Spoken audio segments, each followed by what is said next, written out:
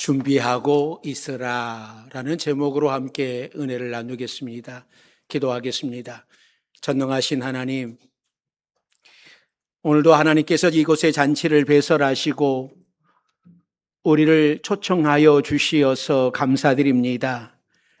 이 시간 성령께서 우리와 함께하여 주시고 우리에게 말씀하여 주옵소서. 주님의 세미한 음성을 듣고 말씀 앞에 결단하게 하옵소서. 수고하고 무거운 짐진 자들아 다 내게로 오라. 내가 너희를 쉬게 하리라 말씀하셨사오니 우리의 무거운 짐들을 하나님 앞에 내려놓사오니 주여 도와주옵소서. 치료하여 주옵소서. 회복의 역사, 구원의 역사가 일어나게 하옵소서. 예수님의 이름으로 기도드립니다. 아멘. 오늘도 하나님의 잔치에 참여하신 여러분들에게 하나님의 은혜가 함께 하시기를 바랍니다. 우리나라는 장마 가운데 있습니다. 여름의 장마와 함께 태풍 또 폭염이 닥치는데 우리 성도들이 올 여름에도 건강하게 잘 이겨나가시기를 바랍니다. 세계는 지금 지진과 전쟁과 폭염으로 몸살을 앓고 있습니다. 이 재난의 징조에는 지진과 기근과 전쟁이 있다고 말씀을 하셨는데 과거 2000년을 살아오는 동안 수많은 전쟁과 지진에 무너진 땅들이 많습니다. 이번에 말씀을 준비하면서 찾아보니까는 1755년 포르투갈의 수도 리스본에서 있었던 지진이 세계에 엄청난 영향력을 끼쳤다라고 하는 것을 알게 되었습니다. 사람이 많이 살지 않는 곳에 지진이 아무리 강하게 일어나도 그리 피해가 심하지 않습니다. 그런데 한 국가의 수도에서 지진이 발생하면 그 안에 무수히 많은 사람들이 죽고 다치고 피해를 입을 수밖에 없습니다. 특히나 이 리스본이라고 하는 도시는 그 시대에 아주 경건한 사람들이 많이 살고 있는 도시였습니다. 그리고 1755년 11월 1일은 모든 성인 대축일이라고 큰 행사가 있는데 수많은 사람들이 리스본의 대성당 안으로 몰려들었습니다. 끔찍할 대재앙이 맞이할 것이라고 하는 것을 꿈에도 생각하지 못하고 사람들은 이 축제에 들떠 있었어요. 그런데 오전 9시 40분 사람들로 가득 찬 대성당에 아주 강력한 지진이 일어납니다. 지진학자들은 이때 지진 강도가 8에서 9.0도였다고 그래요. 그러니까 대성당은 공포와 비명으로 가득 찼고 사람들은 건물이 없는 평평한 땅으로 찾아 바닷가로 대피했습니다. 그런데 안전할 것이라고 생각했던 그곳에 거대한 쓰나미가 몰려와서 도심까지 휩쓸고 지나가 버려요. 지진을 피해 있던 생존자들이 해일에 밀려 사망을 합니다. 그 뒤에 해일이 2번 더 왔고 해일은 다른 도시의 해변으로도 퍼져갑니다. 뿐만 아니라 이 대축제 일에 각 가정들마다 촛불을 켜놓았는데 그 촛불이 넘어지면서 화재가 발생해서 온 도시가 불타버렸습니다.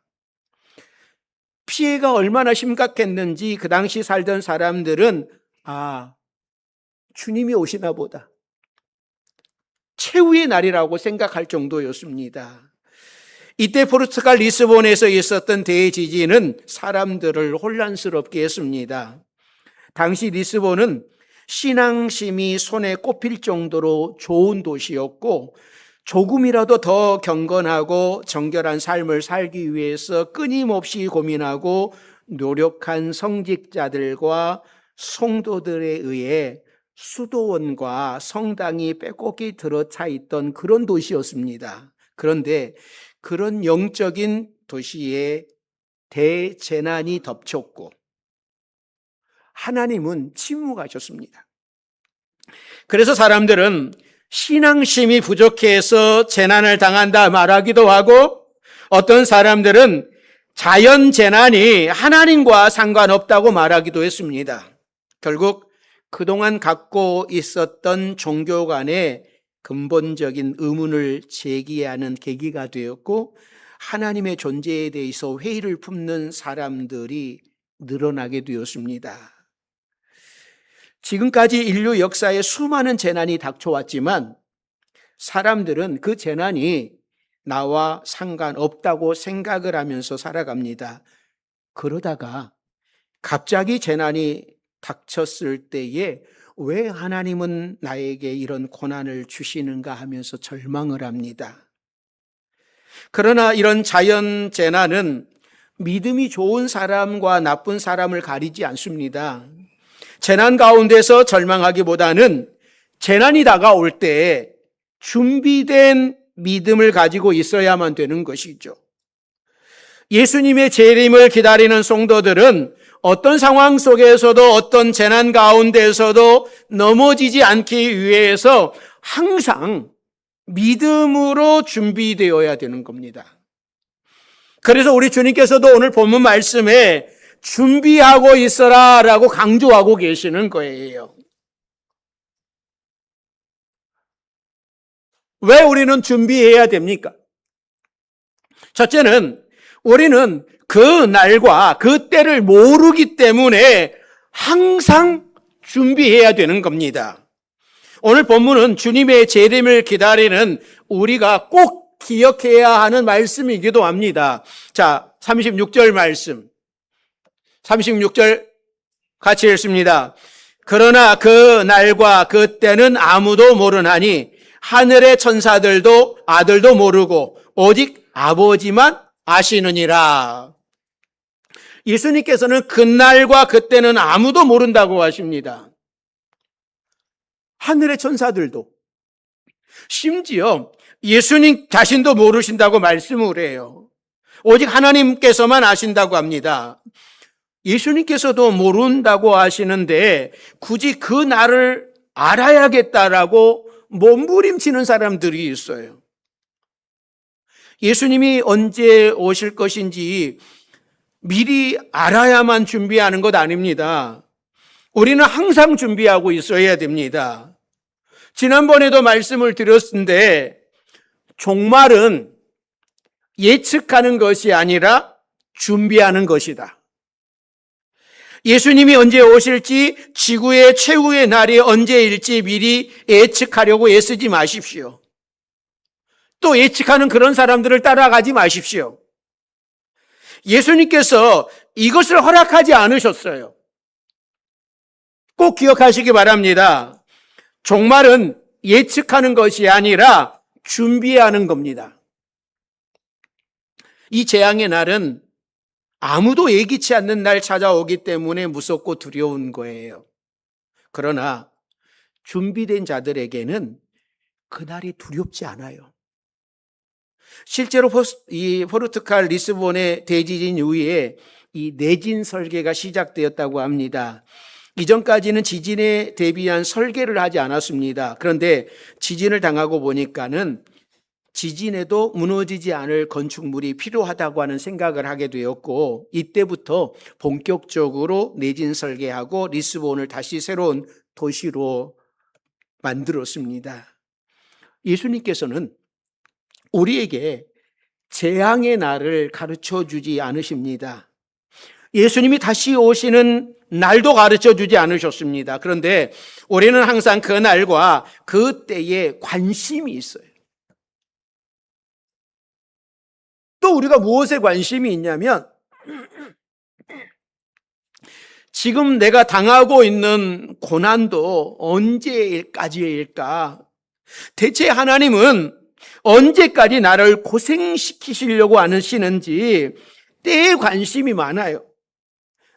이 고난을 잘 이겨내겠다라고 하는 믿음이 더 중요한데, 기간이 길어지면 힘들고 어려워지는 것이 사람의 마음입니다. 그래서 이 고생이 언제나 끝나나? 이 고난이 언제나 끝나나?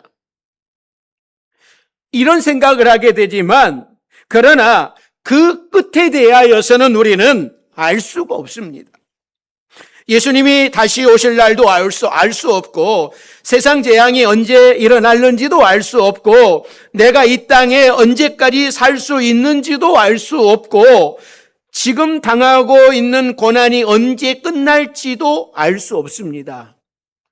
다만 우리가 아는 것은 항상 믿음으로 준비된 사람이어야 된다고 하는 거예요. 고난도 믿음으로 끝까지 이겨나가야 된다고 하는 거예요. 요셉이 17살 때에 형들에게 팔려서 11년 정도 보디발의 집에서 종살이를 하고 2년 정도 감옥에서 고난을 당합니다. 요셉이 노예로 팔려갔을 때에 애굽에서 이런 생각을 했을 거예요. 분명히 아버지가 나를 찾아와서 나를 구해줄 것이다. 그런데 아버지도 찾아오지 않아요. 형들도 찾아오지 않아요. 그 길고 긴 날을 오직 하나님만 바라보면서 지냅니다. 그런데 만일 요셉이 처음 노예로 팔려갈 때에, 야 요셉아, 너 13년 동안 너 종살이를 하고 감옥에도 들어갈 수 있는데 너 13년 동안 잘 버틸 수 있지? 잘 이길 수 있지? 그러면 너 총리가 될 거야 라고 가르쳐 주었다면, 앞으로 13년 동안 고생해야 될 것이라고 하는 것을 알려주었다면 여러분 그 시간을 감당해낼 수 있었을까요? 오히려 낭망하고 주저앉고 말았을 겁니다. 그러나 앞으로 얼마나가 될지 모르지만 하루하루 하나님만 바라보면서 믿음을 지키면서 살다 보니 13년이 흐른 거예요. 다윗도 요셉의 나이에 비슷한 시기에 사울에게 쫓겨다니기 시작을 해서 거의 10년 이상을 쫓겨다닙니다. 다윗도 10년 넘게 쫓겨다녀야 한다고 하는 것을 알았다면 그 시간을 견디기 힘들었을 겁니다. 고난의 끝이 언제인지 묻지 않고 그저 하루하루 고난을 이겨내기 위해서 최선을 다했습니다. 아무리 어려움이 와도 오직 하나님만 바라보고 하나님 도와주시옵소서 기도하며 견디었어요. 그랬더니 하나님께서 다윗을 이스라엘의 왕으로, 메시아의 조상으로 삼아주셨습니다. 우리가 해야 할 일은 고난의 끝이 언제인지, 예수님의 오시는 날이 언제인지, 지구의 최후의 날이 언제인지를 예측하는 것이 아니라 예수님이 언제 오셔도 맞이할 수 있도록 믿음으로 준비하는 것입니다. 우리 바주명성교회 여러분들은 항상 믿음에 굳게 서서 흔들리지 않고 예수님을 기다리는 여러분들이 되시기를 주의 이름으로 축원합니다. 고난을 묵묵히 이겨나가는 여러분들이 되시기를 바랍니다. 두 번째는요, 구원의 방주 안에서 준비하고 있어야 되는 거예요. 오늘 본문 37절에서 39절 말씀 같이 봅니다. 노아의 때와 같이 인자의 임함도 그러하리라. 홍수 전에 노아가 방주에 들어가던 날까지 사람들이 먹고 마시고 장가들고 시집가고 있으면서 홍수가 나서 그들을 다 멸하기까지 깨닫지 못하였으니 인자의 임함도 이와 같으리라. 이 말씀을 잘못 해석을 하면 노아 시대 사람들이 먹고 마시고 결혼하느니라고 홍수가 나는 것도 모르고 다 멸망한 것처럼 생각을 할 수 있습니다. 예수님이 마치 먹고 마시고 결혼하는 것을 잘못된 것이라고 말씀하는 것처럼 보일 수 있어요. 아닙니다. 예수님은 먹고 마시고 결혼하는 것이 잘못됐다라고 말씀하지 않으셨어요. 노아도 먹고 마시고 결혼했으니까 자녀들이 있었고, 노아의 자녀들도 먹고 마시고 결혼했으니까는 살아남아서 홍수 이후에 자손들을 남겼습니다.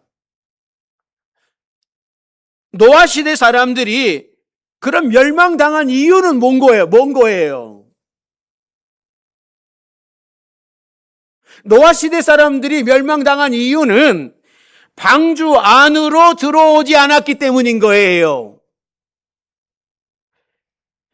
노아가 방주를 짓는 일은 그들이 보기에 참으로 이상한 일이었습니다.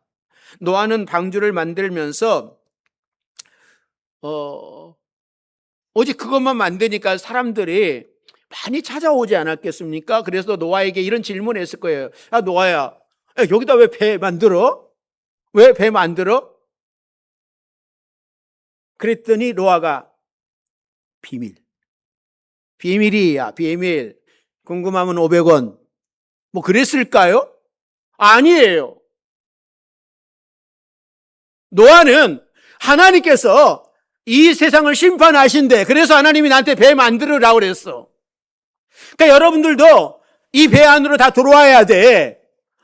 노아가 그렇게 이야기했을 겁니다. 아무에게도 나만 구원받을래, 우리 가족만 구원받을래 하고 비밀이야, 아무 말 안 할래, 그러지 않았을 거란 말이죠. 분명히 노아는 사람들에게 방주로 오라고 이야기를 했을 겁니다. 그러나 그들은 먹고 마시고 결혼하느라, 즉 세상 일에만 푹 빠져가지고 하나님의 경고를 무시했어요. 노아의 방주 안으로 들어가지 않았습니다. 방주의 문이 닫히기 전에 그 안으로 들어와야 되는데 방주의 문이 딱 닫힌 다음에 들어가려고 그러니 들어갈 수가 없는 거예요. 우리는 구원의 방주 안에 있는 사람들입니다. 그러므로 항상 말씀과 찬양과 기도로 우리를 정결하게 하고 예수님을 닮아 날마다 거룩해져야 됩니다. 준비된 자에게 그날은 기쁨의 날입니다. 우리 자신이 거룩을 위해 예배할 뿐만 아니라 아직도 구원의 방주 밖에서 세상 일에 빠져 있는 사람들을 우리는 데리고 와야 되는 것이죠. 혼자만 구원받으면 밖에 있는 사람이 얼마나 불쌍합니까? 노아는 방주 문이 닫히고 비가 내리기 시작할 때 밖에 있는 사람들이 너무나 안타깝고 가슴이 아팠을 겁니다. 우리도 그 마음을 알아야 돼요. 예수님께서 아직까지 오시지 아니하시고 세상 끝을 미루고 계신 이유는 많은 사람이 구원의 방주 안으로 들어오기를 원하고 계시기 때문이죠. 노아의 때는 노아의 가족만 구원받았지만 지금은 누구나 예수님을 믿으면 구원받을 수 있습니다. 이 노아 시대의 사람들에 대해 말씀하시던 예수님은 두 가지 예를 들어요. 충격을 주는 말씀인데, 자, 40절, 41절 말씀입니다. 같이 읽습니다. 그때에 두 사람이 밭에 있음에 한 사람은 데려가고 한 사람은 버려둠을 당할 것이요. 두 여자가 맷돌질을 하고 있음에 한 사람은 데려가고 한 사람은 버려둠을 당할 것이니라. 어떤 믿음이 작은 남편들은 이런 이야기를 해요. 아니, 내가 내 아내 치마폭 잡으면 붙잡으면 되지. 내 아내 믿음이 좋은데 내 아내 치마폭 잡으면 되지. 그런데요, 맷돌을 둘이 갈고 있어요. 여러분, 둘이 간다라는 말이 어떤 것인지 아시죠? 한 사람은 손 아래, 한 사람은 둘이서 열심히 이렇게 둘이 가는데 한 사람이 올라가 구원받아 버리고 한 사람은 남아요. 밭에서 둘이 일하고 있는데 한 사람은 남고 한 사람은 가게 되면 여러분 굉장히 충격이 크지 않겠습니까? 뭐 쉽게 이야기하면 남편이랑 지금 아내랑 밥 먹고 있는데 남편은 가버리네. 아내는 못 가고. 그럴 수도 있잖아요. 그런데 이 밭에서 일하고 맷돌질하는 사람들은 모두가요, 모두 일상의 삶을 사는 사람들이에요. 일상의 삶을 살고 있는데 어떤 사람은 데려가고 어떤 사람은 버림받아지는 거죠. 모두가 일상을 사는 것 같은데 구원받은 사람과 받지 못하는 사람이 있다라는 거죠. 사랑하는 성도 여러분, 여러분이 살아가는 세상에서 항상 믿음으로 살아가십시오. 우리는 일상의 삶을 거룩하게 살아야 되는 겁니다. 세상 사람과 똑같이 돈 벌고 똑같이 먹고 마시는 것 같지만 우리의 일상에 거룩함이 있어야 되는 겁니다. 믿음을 지켜서 구원의 대열에 합류하는 여러분들이 되기를 주의 이름으로 축원합니다. 세 번째는요, 예수님은 도둑같이 오시기 때문에 준비하라고 말씀을 해요. 자, 43절, 44절 말씀 같이 봅니다. 너희도 아는 바니 만일 집주인이 도둑이 어느 시각에 올 줄을 알았더라면 깨어 있어 그 집을 뚫지 못하게 하였으리라. 이러므로 너희도 준비하고 있으라. 생각하지 않을 때에 인자가 오리라. 도둑은 예고 없이 찾아와서 집안을 쑥대밭으로 만듭니다. 예고하고 들어온다면 도둑이 아니라 손님이지요. 예수님이 도둑같이 오신다고 하는 것은 도둑처럼 우리를 멸망시키기 위해 오신다고 하는 것이 아니라 갑자기 오신다고 하는 거예요. 여러분은 만일 예수님이 우리가 뭐 하고 있을 때 오시면 좋겠습니까?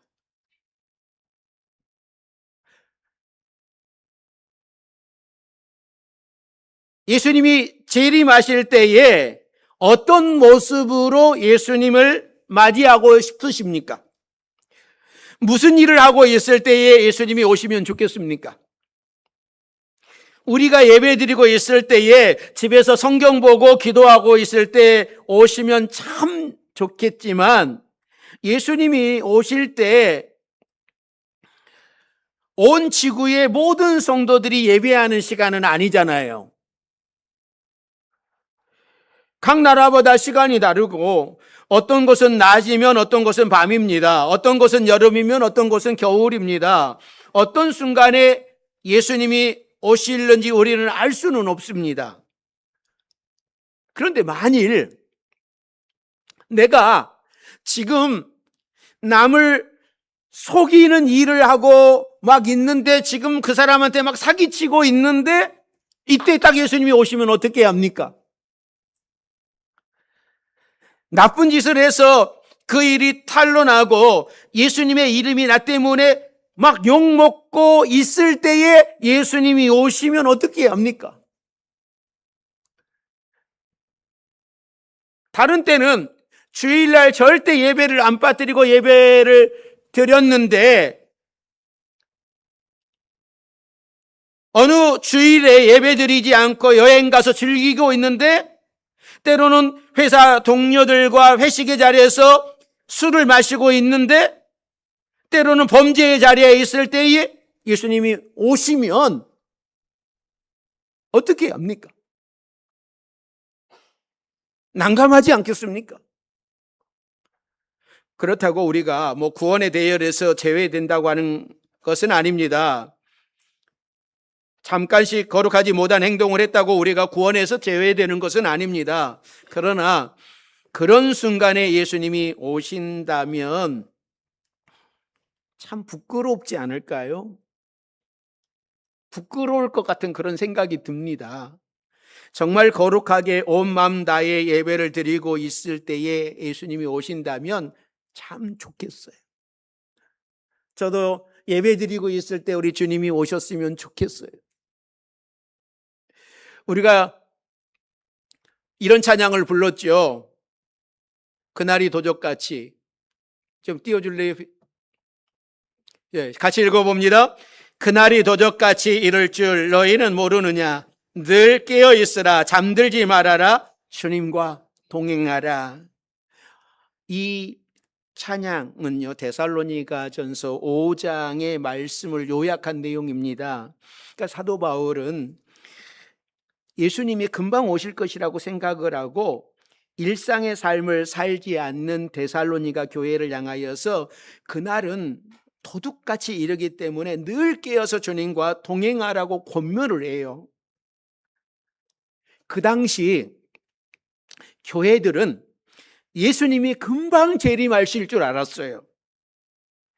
오늘 본문 이전에 34절 말씀에도 예수님은 이 세대가 지나가기 전에 이 일이 다 일어나리라 라고 말씀을 하셨고, 그래서 초대교회에 예수님의 재림을 기다리면서 살았단 말이죠. 그러다 보니까 일상의 삶을 제대로 살지 않는 사람들이 많아졌어요. 왜냐하면 금방 곧 주님이 오시는데 내가 돈 벌어서 뭐하나? 예수님이 금방 오시는데 내가 이렇게 힘들게 해서 뭐하나? 이런 생각을 가지고 있었던 성도들이 있었어요. 그래서 아무것도 하지 않는 거예요. 하늘만 쳐다보면서 주여 빨리 오세요. 하늘만 쳐다보면서 주여 오세요. 그렇단 성도들이 많았단 말이죠.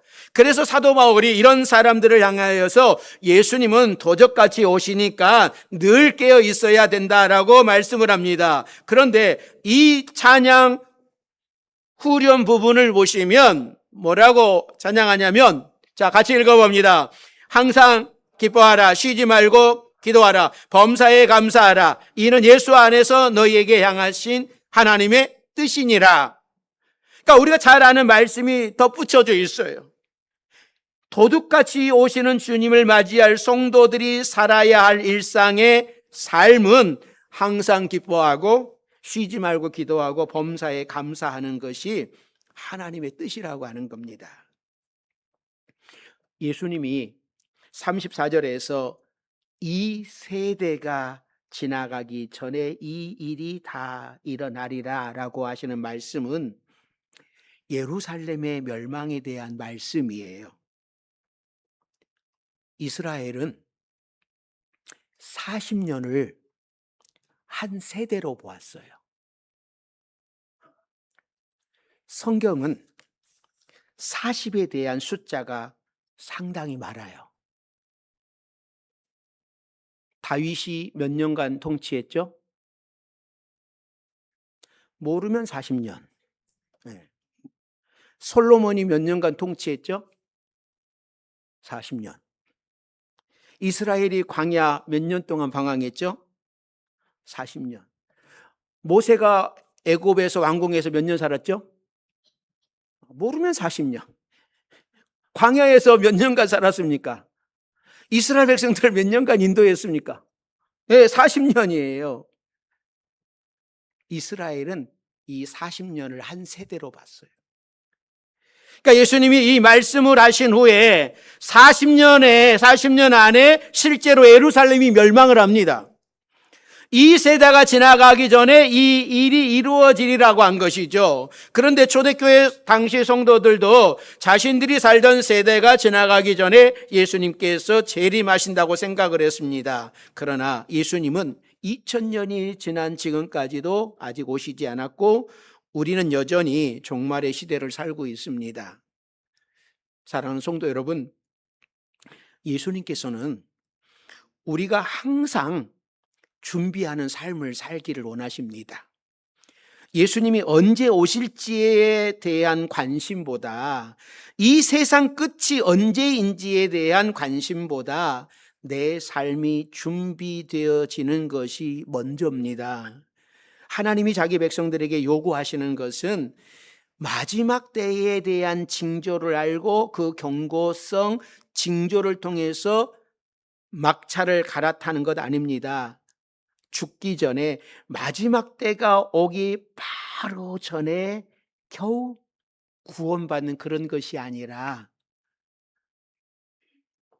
예수님의 십자가 오른편에 있었던 강도처럼 그 마지막 순간에 주여 나를 기억하옵소서 그렇게 구원받는 삶을 살아가는 것을 원하지 않아요.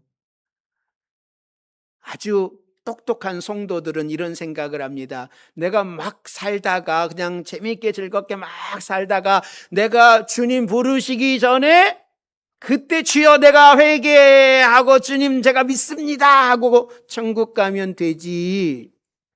아주 똑똑한 분들이 여러분 계시는데 어떻게 알겠어요? 아무도 모르죠. 주님이 원하시는 것은 항상 준비하라고 하는 거예요. 오늘 밤에 오셔도, 내일 오셔도, 모레 오셔도 준비되어져 있는 사람에게는 아무런 상관이 없는 거예요. 오늘 밤에 예수님이 오신다고 하는데 큰일 났다 큰일 났다, 오늘 오시면 안 돼요, 다음에 오세요, 내가 준비가 안 됐으니까요, 이런 사람은 오시지 말라고 할 거예요. 그러나 준비가 된 사람은 주님 얼른 오세요, 오늘 밤에 좀 빨리 좀 당겨서 오시면 안 될까요? 그러겠죠. 우리 사랑 파주명성교회 여러분, 여러분들은 항상 준비된 성도가 되시기를 바랍니다. 주님의 때를 기다리고 날마다 준비되어서 오늘 밤에 주님이 오셔든 오늘 밤에 나를 주님이 부르셔든 상관없는 늘 준비된 성도들이 다 되시기를 주의 이름으로 축원합니다. 기도하겠습니다. 사랑과 은혜가 많으신 하나님, 늘 준비하고 깨어 있으라고 말씀하시는 우리 주님의 세미한 음성을 듣게 하여 주옵소서. 우리는 주님이 언제 오실런지, 주님이 나를 언제 부르실런지 알지 못하지만 오늘 밤에 주님이 나를 부르셔도, 오늘 밤에 우리 주님이 오셔도 준비되어져 있는 우리 파주명성교회 모두가 되게 하여 주옵소서. 예수님의 이름으로 기도드립니다. 아멘.